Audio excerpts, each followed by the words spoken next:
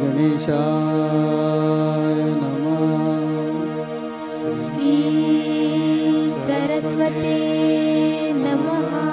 श्री गुरुभ्यो नमः।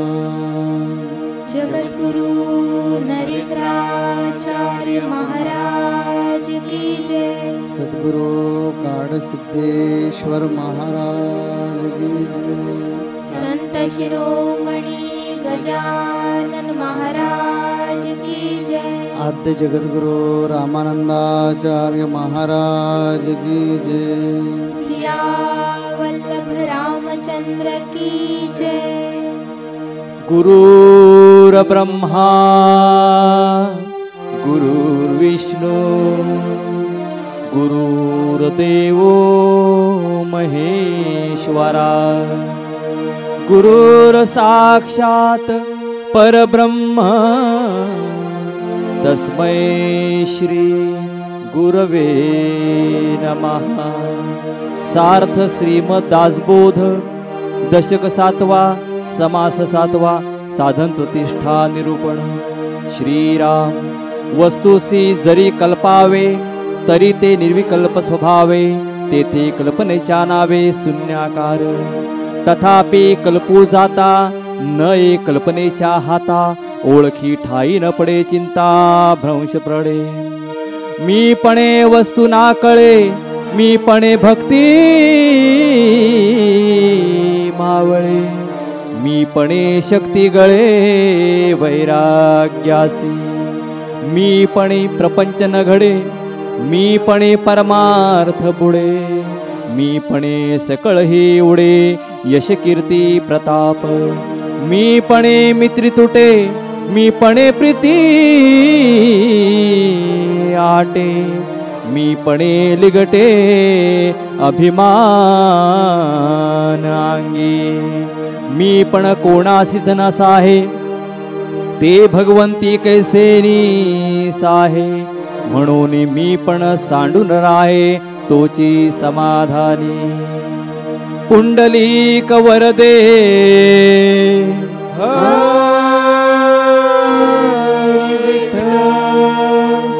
श्री ज्ञानदेव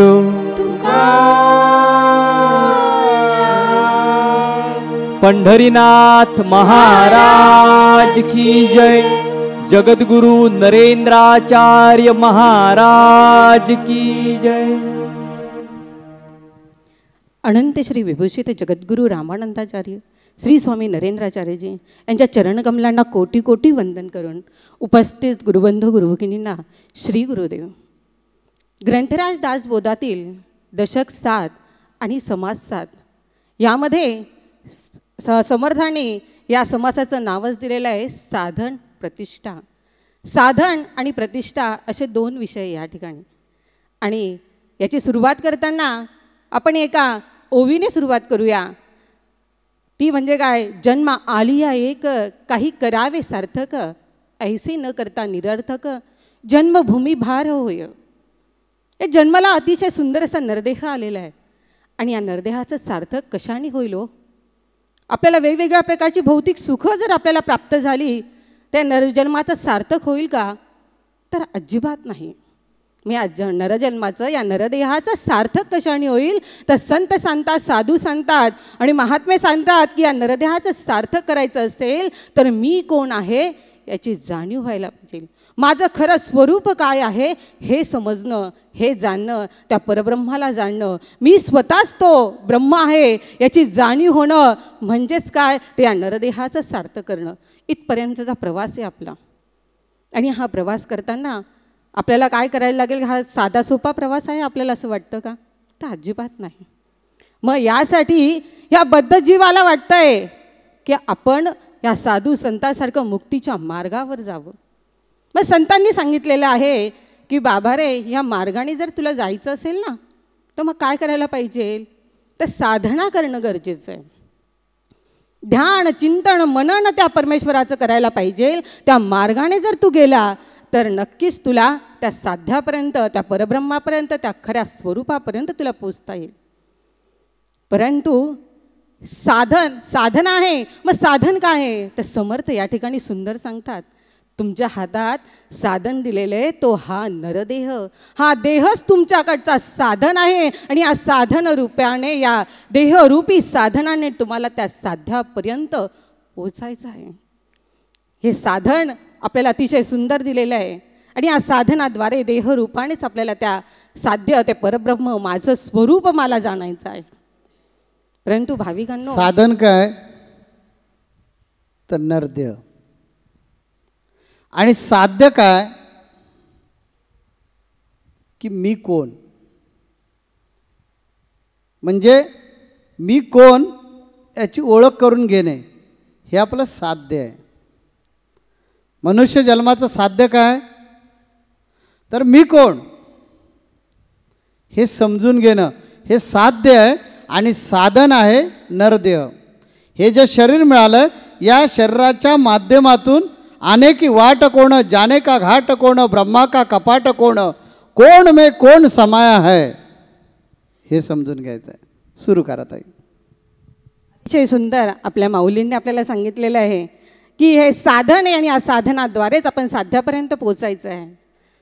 परंतु या ठिकाणी समर्थांना अनेक प्रश्न श्रोत्यांनी विचारले, शिष्यांनी विचारले, साधकांनी विचारले. का? तर प्रश्न या मार्गाने जाताना, साधन मार्गामध्ये हे प्रश्न उपस्थितच होणार आहे. आणि ते प्रश्न, मनातील प्रश्न समर्थांना या समासामध्ये विचारले गेलेले आहेत. ते कसे ते आपण बघूया. 1 ते 30 ओव्यांपर्यंत हेच प्रश्न आलेले. काय? तर परब्रह्म अत्यंत अत्यंत सूक्ष्म आहे आणि ते तसंच ते अनंत ब्रह्मांडांनीही व्यापलेलं आहे. ते आपल्या साध्या डोळ्यांनी तर दिसत नाही, कारण रंग नाही, रूप नाही, आकार नाही, निर्गुण येते, निराकार येते. आणि अशा त्या परब्रह्माला जाणायचं आहे. मग कसं जाणायचं? तर मनाने जर त्याचा कल्पना केली, मनाने कल्पना केली की असं असं ब्रह्म असेल आणि त्याचं जर ध्यान केलं तर द्वैत निर्माण होतं. कारण मनाच्याही पलीकडे निर्विकल्प म्हटलेलं आहे त्या परब्रह्माला. आणि म्हणून त्या मनाच्याही पलीकडे, शब्दाच्याही पलीकडे असं ते अद्वैत, असं ते अशाश्वत, असं ते जे शाश्वत आहे, चंचल आहे, असं निर्गुण निराकार परब्रह्म जाणायचं कसं हो? आणि त्यामुळे जर मनाने त्याचं अनुसंधान लावायला गेलं तर वृत्ती ही शून्याकार होते. आणि मग काही काही वेळेस मनात भ्रम निर्माण होतो. काय भ्रम निर्माण होतो? की अनेक प्रकारच्या साधना करतोय आपण, कितीतरी वर्ष जात आहे, परंतु त्या परब्रह्मापर्यंत आपल्याला पोचता येत नाही. मग भ्रम निर्माण होतो की आम्हाला काहीच दिसत नाही आहे. मग त्यावेळेस समर्थांना विचारलं की समर्थ, की आम्हाला ज्यावेळेस आम्ही डोळे मिटतो, ह्या चर्मचक्षूंनी आम्हाला पुढचं काही दिसत नाही, मग अंतर्चक्षूंनी आम्ही ते परब्रह्माला ओळखण्याचा प्रयत्न करतो, पण मग वृत्ती ही शून्याकार होते आणि समोर आम्हाला काय दिसतं माहिती आहे? फक्त अंधार दिसतो. मग मन म्हणतं की परब्रह्म हे काळं आहे का? पण नाही. संतांनी काय सांगितलेलं आहे की ते परब्रह्म काळं नाही, पिवळं नाही, ढवळं नाही, लाल नाही आणि निळंही नाही आहे. असं त्याला कोणताच आकार नाही आहे त्या परब्रह्माला. आणि मग भ्रम परत निर्माण होतो की परब्रह्म हे आपलं खरंच सत्य स्वरूप आहेत का? मग कुठेतरी अश्रद्धा निर्माण होते आणि त्या परब्रह्माला आपण मिथ्या समजू लागतो. परंतु भाविकांनो, इथे सांगितलं गेलेलं आहे की या अद्वैत ज्ञानाचा उपदेश कोणी कोणी केलेला आहे? प्रत्यक्ष शिवशंकराने पार्वतीला जो ज्ञानोपदेश केला त्याला गुरुगीता असं म्हटलेलं आहे. आणि स्वतः विष्णू भगवंताने जगदीश हंस रूपाने स्वमुखाने ब्रह्मदेवास याच ज्ञानाचा उपदेश केला, त्याला हंसगीता म्हटलेलं आहे. आणि पुढे ब्रह्मदेवाने नारदास या ज्ञानाचा, या स्वरूपाचा जो ज्ञानोपदेश केला त्याला आपण काय म्हणतो आहोत? चतुर्श्लोकी भागवत म्हटलेलं आहे. पुढे हेच ज्ञान आपल्याला श्रीकृष्ण भगवंताने अर्जुनाला दिलं. ती 7 श्लोकी आपण गीता आपण त्याच ज्ञानात कोणतं? तर ब्रह्म हेच आपलं खरं स्वरूप आहे आणि या स्वरूपच हे समजून घ्यायला पाहिजे. परंतु या विस्तारपूर्वक वर्णन करताही येत नाही, कारण का या ठिकाणी त्या स्वरूपाचं वर्णन करायला गेलं तर शेषाशी बुद्धीही खुंटीत झालेली हो. शेषही तिथे थकला आणि श्रुतींना ते समजलं नाही, म्हणून त्यांनी तर मौन पाळलं. त्यांनी मौन पाळलं. मग आमच्यासारख्या साध्या सरळ साधकांनी कुठे बरं जायचं? कसं त्या परब्रह्माला ओळखायचं? खरं स्वरूप स्थितीचं ज्ञान कसं करून घ्यायचं? यासाठी प्रश्न विचारले गेले आणि याच्यावर उत्तर देताना समर्थांनी एक ओवी सांगितली. आपण अशी न उमजे बरवे, म्हणून मिथ्या कैसे म्हणावे, ना तरी सुदृढ धरावे सद्गुरु मुखे.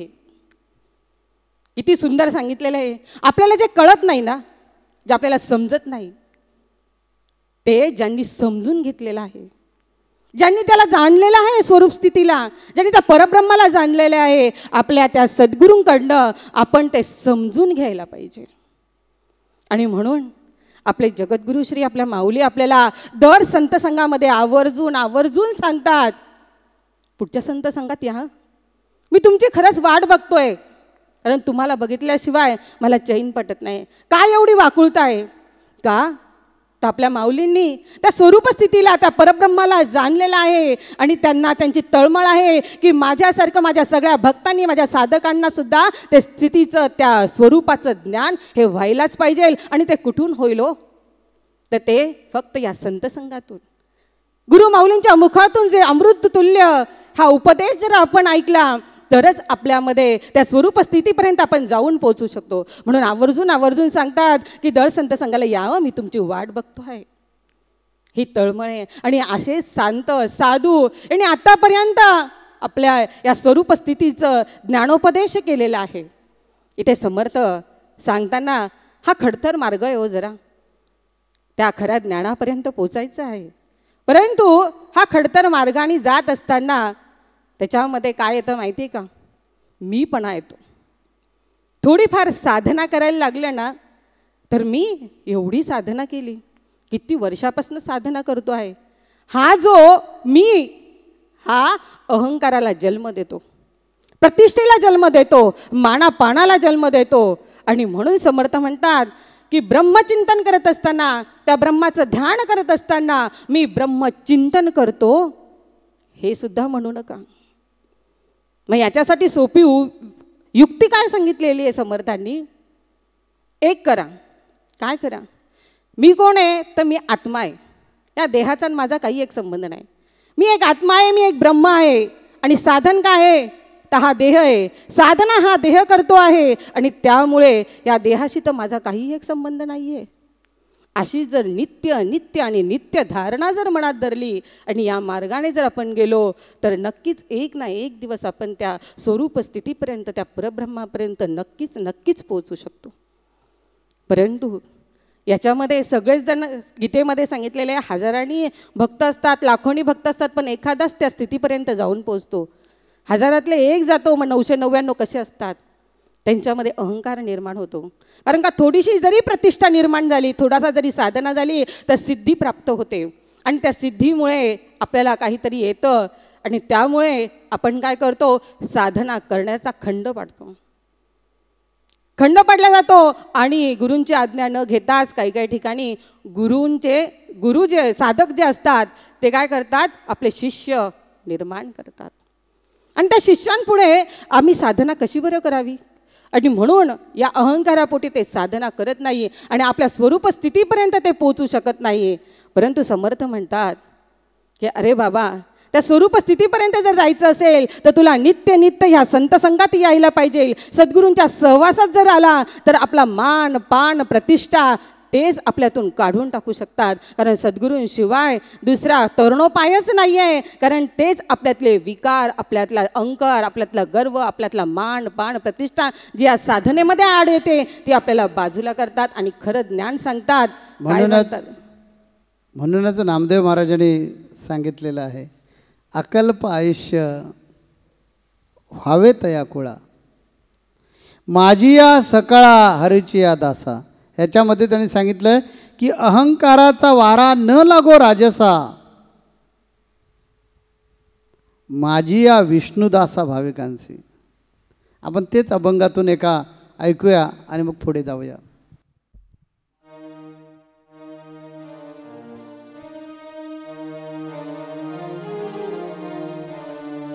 मान सन्मानाची देवा नको मला हाव, मान सन्मानासी देवा नको मला हाव, निरंतर राहोठी प्रभू तुझे नाम, निरंतर राहो ओठी प्रभू तुझे नाम.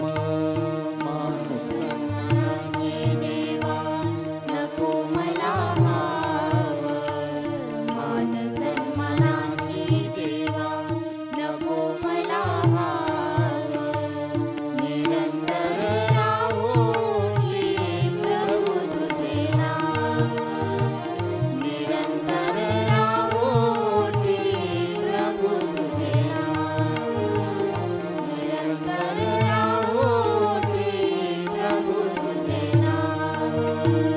काल काय घडले त्याचा तूच शिल्पकार, काल काय घडले त्याचा तूच शिल्पकार. काल काय घडले त्याचा तूच शिल्पकार, काल काय घडले त्याचा तूच शिल्पकार. उद्या काय घडेल त्याचा तूच जाणकार, तूच जाणकार. तुझ्यामुळे होती येथे रंक आणि राव, तुझ्यामुळे होती येथे रंक आणि राव. निरंतर राहोठी प्रभू तुझे नाम, निरंतर राहोठी प्रभू तुझे नाम.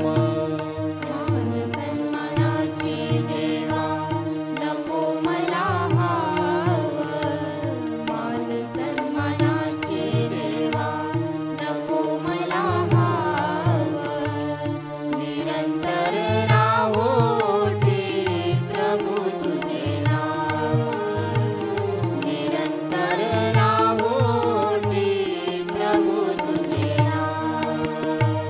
मोहजाळ माये साहा खेळ तुझा सारा, मोहजाळ माये साहा खेळ तुझा सारा. मोहजाळ मायेचा हा खेळ तुझा सारा, मोहजाळ मायेचा हा खेळ तुझा सारा. पक्षिणीच्या पिल्लांवरी तूच रे निवारा, तूच रे निवारा. तुझ्यामुळे सुरळीत साले संसाराची नाव, तुझ्यामुळे सुरळीत साले संसाराची नाव. निरंतर राहोठी प्रभू तुझे नाम, निरंतर राहोठी प्रभू तुझे नाम. मान सन्मानाची देवा नको मला हाव, मान सन्मानाची देवा नको मला हाव, निरंतर राहोठी प्रभू तुझे नाम, निरंतर राहोठी प्रभू तुझे नाम. तूस विघ्न हरता देवा, तूस रे नियंता, तूस विघ्न हरता देवा, तूस रे नियंता.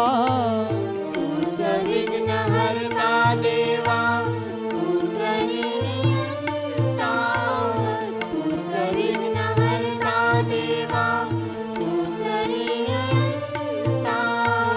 माझेपणा निव्वळ खोटे व्यर्थ ही अहंता, व्यर्थ ही अहंता. अंतरात नांदो नित्य तुझा भक्तिभाव, अंतरात नांदो नित्य तुझा भक्तिभाव. निरंतर राहोठी प्रभू तुझे नाम, निरंतर राहोठी प्रभू तुझे नाम. मान सन्मानाची देवा नको मला हाव. मान सन्मानाची देवा नको मला हाव. निरंतर राहोटी प्रभू तुझे नाम. निरंतर राहोटी प्रभू तुझे नाम. निरंतर राहोटी प्रभू तुझे नाम. मान सन्मानाची देवा नको मज हवं. निरंतर राहो ओटी प्रभू तुझे नाम. आपण मागच्या आठवड्यामध्ये बद्ध जीव आणि मुक्त जीव ही दोन लक्षणं पाहत होतो. समर्थ रामदास स्वामी तीच शृंखला पुढे घेतलेली आहे. आणि बद्ध जीव आणि मुक्त जीव वाया कसा जातो, व्यर्थ का जातो, ते त्यांनी यामध्ये विशद केलं आहे. व्यर्थ का जातो ते संतांना ठाऊक आहे. म्हणून संत काय म्हणतात, माझेपण हे निव्वळ खोटं आहे. ही जी अहम भावाची जी संकल्पना मनामध्ये निर्माण होते, समर्थ रामदास स्वामींनी दोघांनाही उपदेश केला आहे. बद्ध जीवाला पण उपदेश केला आहे, कारण बद्ध जीव प्रत्येक गोष्ट मी केली म्हणतो. बद्ध जीवाला प्रत्येक गोष्ट माझ्यामुळे होते असा सतत त्याच्या मनामध्ये संकल्प येत असतो. आणि त्यामुळे हा बद्ध जीव वाया जातोच, कारण त्या कोशातून बाहेर पडता येत नाही त्याला. जसं रेशीम किडा हा कोशामध्ये अडकलेला असतो. आणि जर पूर्ण दिवस झाले, त्यांना पूर्ण मेहनत घेतली, तर एक दिवशी फुलपाखरू होऊन ते उडू शकतं. आणि मग म्हणावं लागतं, आकाशी झेप घे रे पाखरा. मागच्या संत संघात आपण ऐकले ते. परंतु बरेच हे बद्ध जीव त्या कोशात असतानाच मरून जातात. कारण आकाशी झेप घेण्यासाठी सोन्याचा पिंजरा म्हणजे मोह मायेच्या पिंजऱ्यातून भल्या भल्यांची सुटका होत नाही. राजा जनकाची सुटका होईना. म्हणून राजा जनकानं सगळ्यांना तुरुंगात डांबलं, सांगा म्हणाला की मी पाहिलेलं स्वप्न खरं, की मी आता राजा आहे हे खरं. शेवटी अष्टवक्र येतात आणि राजाचा भ्रम काढून टाकतात. आणि मग तो राजा त्या कोशातून बाहेर येतो आणि मुक्त अवस्थेचं जीवन जगू शकतो. तो राजा असतो, परंतु मुक्त झालेला असतो. त्या मुक्त होण्यासाठी स्त्री पुरुष गरीब श्रीमंत राव रंक ह्याचं कसलंही बंधन नाही. संसाराचा त्याग करण्याची गरज नाही. याच स्वामींनी आपल्याला सांगितलं आहे, संसार त्याग न करिता प्रपंच उपाधी न सांडिता जनामध्ये सार्थकता विचारच होय. फक्त योग्य प्रकारचा विचार कर की अनंत ब्रह्मांड आहे. तो ब्रह्मांड निर्माण करणारा रचयिता, तो ब्रह्मांड निर्माण करणारा ब्रह्मांड नायक इतकी यचकिंचित तरी हे मी केलं असं म्हणतो का? मग आपण काहीच करत नाही. हा हात आपला नाही आहे, हे पाय आपले नाही आहेत, हे डोळे आपले नाही आहेत. हे सगळं पंचतत्वाचं आहे. पंचतत्वांपासून हा देह तयार झाला ना आपला. आणि त्याच्यात 3 गुण मिसळलेत. असा अष्टधा प्रकृतीपासून निर्माण झालेला देह आपला नाही, म्हणून तो उसना आहे. या आत्म्यावर त्याचं कर्ज आहे. म्हणून आत्मा आपलं ते कर्ज निभावण्यासाठी या देहात आलेला आहे. त्याचा प्रयत्न आहे की हा देह मुक्त झाला तर उत्तम होईल. म्हणून हा सगळा खटाटोप आहे. म्हणून सगळे संत सांगतात की बाबा जन्माला आली आहे एक. ताईंनी मगाशी सुरुवातीला पूर्वार्धामध्ये पंक्ती घेतली होती, काही करावे सार्थक. काय करावे सार्थक? जन्म आलिया एक काही करावे सार्थक, ऐसे न करता निरर्थक जन्मभूमी बार होय. म्हणजे काहीच नाही केलं तरी कुत्र्या मांजरासारखा जन्म आहे. काही करायचा प्रयत्न केला तर ध्येय निश्चित पाहिजे, नाहीतर ते कांदे खाणाऱ्या माणसासारखी परिस्थिती होईल. एका माणसानं चोरी केली, कांदे चोरले, राजाकडे केस उभी राहिली. तर त्याने सांगितलं मला कांदे भरपूर आवडतात म्हणून मी चोरी केली. तर राजा म्हणाला की त्या गरिबाचं नुकसान का केलं, मला आवडतं म्हणून. मग राजा म्हणाला ठीक आहे, तुला 2 शिक्षा मी सुनावतो, एक कुठली तरी निश्चित कर. आणि राजानं शिक्षा सुनावली. पहिली शिक्षा होती की 50 कांदे, एवढे मोठे 50 कांदे खायचे, नाही तर त्या मोबदल्यात फटके खायचे. चोरानं विचार केला कांदे खाणे सोपं आहे, राजा मूर्ख आहे, यार काय शिक्षा केली, फटक्यांची शिक्षा करायची का कांदे खायची शिक्षा करायची. पण राजाला माहिती होतं की या चोराचं ध्येय निश्चित नाही आहे, म्हणून चोरानं पहिले कांदे खायचे मान्य केलं. राजानं शिक्षा म्हणाल ठीक आहे, पण नाही खाल्लेच तर दोन्ही शिक्षा सुरू होती.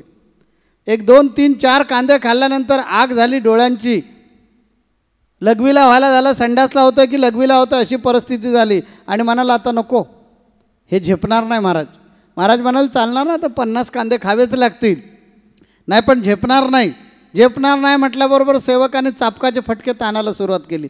चापकाचे फटके बसून कातडी फुटू लागल्याबरोबर म्हणाला कांदे खातो.